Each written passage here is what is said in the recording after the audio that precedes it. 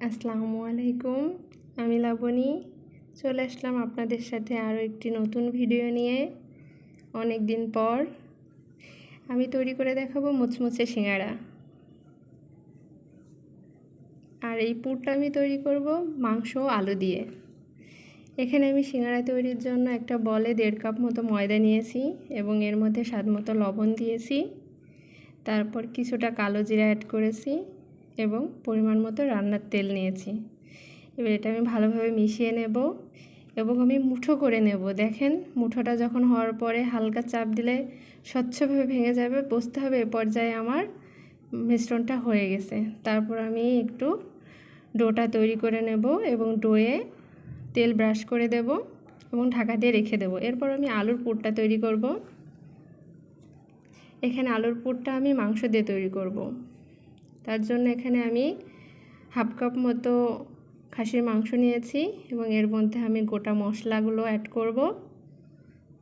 তারপর আমি এখানে গুঁড়ো মশলাগুলো দিয়ে নিয়েছি, ধনিয়া গুঁড়া, হলুদ গুঁড়া, শুকনো মরিচের গুঁড়া, জিরার গুঁড়া ও গরম মশলার গুঁড়া। এরপর আমি আলুটা দিয়ে দিয়েছি। তারপর আমি ভালো করে নেড়েচেড়ে অল্প একটু পানি দিয়ে পুরটা রান্না করে নেব।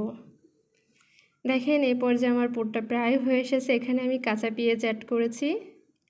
এই সময় পেঁয়াজ কুচিটা দিলে সিঙ্গাড়ার পুরটা খেতে ভালো লাগে।